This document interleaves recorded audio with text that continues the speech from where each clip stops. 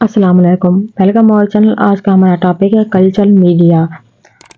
ये सबसे पहले है natural media. The media about which one can not be certain of the exact component of or their quantity are called normal media all for bacteria. यानी कि ये component होते हैं बैक्टीरिया के, जो नेचुरल मीडिया और फॉर बैक्टीरिया कहलाते हैं। इसके बाद आ जाता है बीफ ब्रॉथ, जो कि लिक्विड होता है।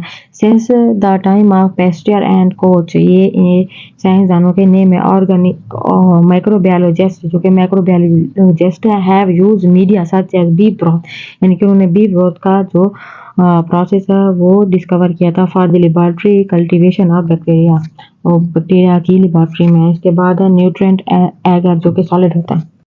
न्यूट्रिएंट एगर का जो कलर है ना वो येलो होता है। The modern form of its liquid medium called nutrient broth consist of water, यानी कि इसको जरूरत होता है water, beef extract and peptone. उसके बाद peptone is a protein supplement, यानी कि पेप्टोन प्रोटीन का सप्लीमेंट होता है फ्रॉम प्लांट और एनिमल सोर्सेज, यानी कि जानवर और पौधों से जो हासिल किया जाता है। एगर हो गया, एगर इज अ पॉलीसेकेराइड, ये polysaccharide derived from marine algae, जो मेराइन एल्गी से डिराइव किया जाता है। इट एड्स नो न्यूट्रिएंट्स, यानी कि इसके अंदर जो न्यूट्रिएंट्स है वो नहीं होते बल्कि ऐड किए जाते हैं to the medium, but only serve to make it solid, जो कि इसको सॉलिड बनाने के लिए यूज किया जाता है। So that bacteria can be cultivated on the surface, और जो बैक्टीरिया होते हैं वो सरफेस के ऊपर जहर होना शुरू हो जाते हैं इस प्रोसेस के अमल में। इसके बाद नेक्स्ट है enriched medium. Most common bacteria grow well in nutrient broth and nutrient agar, यानी कि जो बैक्टीरिया होते हैं वो ज़्यादातर न्यूट्रिएंट ब्रोथ और एगर पर अपनी ग्रोथ करते हैं। But certain fastidious bacteria may require specifically enriched media. Enriched media are, यानी कि अनरिच्ड मीडिया के काफ़ी सारे प्रोसेस हैं जिसको हम ब्रीफली डिस्कस करेंगे। नंबर 1 पे है blood eager.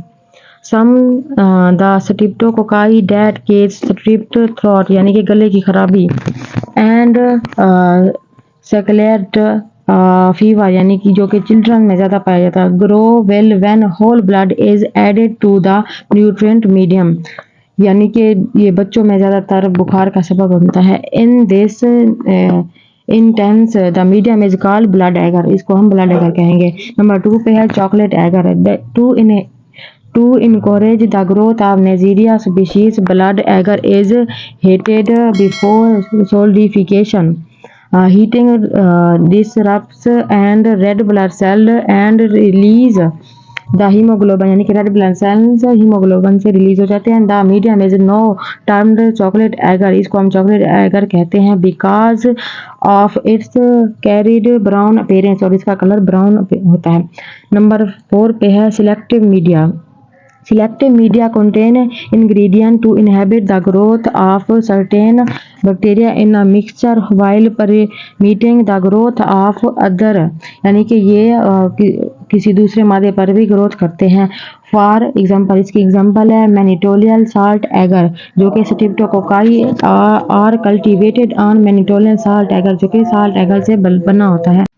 This medium contain mannitol and high salt concentration, यानी कि वे नमक की ज़्यादा कंसंट्रेशन को स्क्रीट करता है। डैट इनहेबिट रोकता है मोस्ट अदर बैक्टीरिया, बैक्टीरिया को ये रोकता है। Mannitol is an alcoholic carbohydrate fermented by streptococci, ये स्ट्रिप्टोकोकाई पर जो है ना वकूफ़ पजीर होता है, उस पर बनता है। इसके बाद नेक्स्ट आ जाता है eosin methyl blue agar EMB। This selective media has carbohydrate fermented by E coli, यानी कि इसको ई कॉइल ने दरियाफ्त किया। And other gram negative bacteria, और अदर ग्राम नेगेटिव बैक्टीरिया भी इसमें इंक्लूड है। It also contain eosin and methyl blue, ये ईओसिन और मिथाइल ब्लू को बनाता है। Two dyes that inhibit gram positive bacteria. इसके बाद है differential medium. Another type of medium is the differential medium, यानी कि ये किस और मीडियम की एग्जांपल है। This medium makes it easy to distinguish colonies of one organism from colonies of other organism on the same place, यानी कि अपने भी ये मीडियम को कंटेन करते हैं और अदर जो कॉलोनीज के मीडियम होते हैं उनको भी साथ में अटैच करता है। ये देखें, इसकी डायग्राम भी बनी हुई है, इसको आप लोगों ने वॉच आउट करना है। इसके बाद है MacConkey agar is typical it contain, ये कंटेन करता है the dyes neutral red and crystal violet carbohydrate lactose, यानी लैक्टोज मिल्क होता है। Thus bacteria that ferment the lactose take up the dyes and from red colonies, जो कि red colonies बनाता है। Other bacteria show up as colourless colonies, जो कि colourless colonies बनाता है। MacConkey agar contain bile salt that inhabit the growth of gram positive bacteria, gram positive bacteria की मिसाल है। This medium is thus selective as well as differential, और इसको हम डिस्टेंशियल या सिलेक्टिव मीडियम भी कहते हैं।